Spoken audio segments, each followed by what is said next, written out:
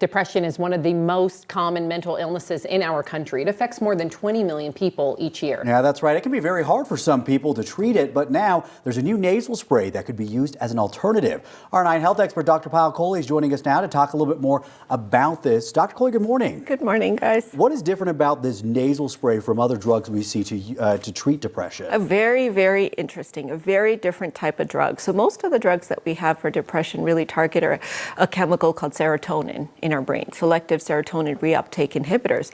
This targets NMDA, which is involved in our mood and our regulation, so it's a different receptor. The onset of action of this particular medication is usually within hours. So sometimes it can take weeks for the other type of drugs to kick in, but this you can get relief within about 24 hours. And it's a nasal spray, which means it gets into your system really very quickly and binds to a receptor that also binds something called ketamine. And if you guys remember back in the 80s and 90s, Special K was a drug of abuse because it creates a euphoria. So that's really the controversy about this particular drug, is that could it have the potential for abuse because it works so quickly, it creates euphoria. There's a phenomenon called psychological dependence where you need more and more of it to get the same type of effect. But really it can change the whole landscape for someone who's had treatment-resistant depression where they're failing everything else. Yeah, because when I read about this, and I talked to Dr. Coley about this in full disclosure, as someone that suffers from clinical depression, I thought this is groundbreaking. And I know you feel that way too, but talk to us about the controversy. Why are you concerned that it may be abused? I have a few different concerns. So there's a black box warning on this because, again, it's addictive. It's not quite as addictive as ketamine, but still is addictive. And in the people that we're using it in, these patients who are depressed, they generally tend to have chemical imbalances that sets them up for addiction, and if they've been struggling for a long time and they feel better on it, you can see that phenomenon of psychological dependence. So that's one of the reasons it's actually administered in a healthcare setting, because of that potential for abuse. Because if you just give somebody the spray at home, you can imagine they would keep taking it. The second thing is we don't know long-term safety and efficacy.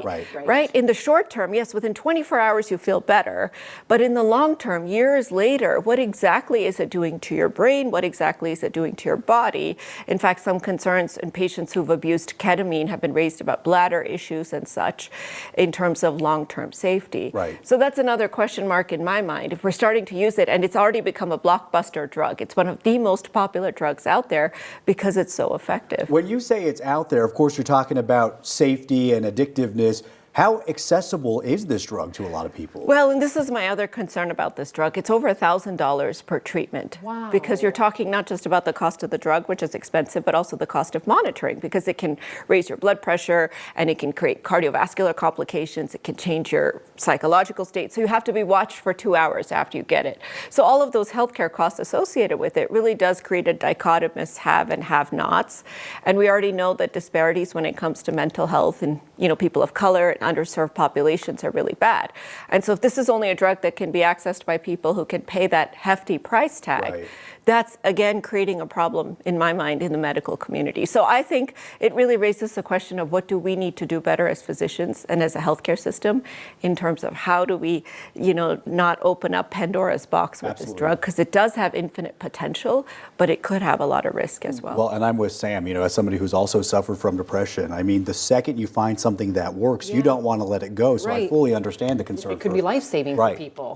Well, you talk to patients who've received this particular medication, and they say the veil has been lifted. Like they've been struggling, they've been thinking about taking their life for years, and all of a sudden they can see the light. So it really can change lives, I think.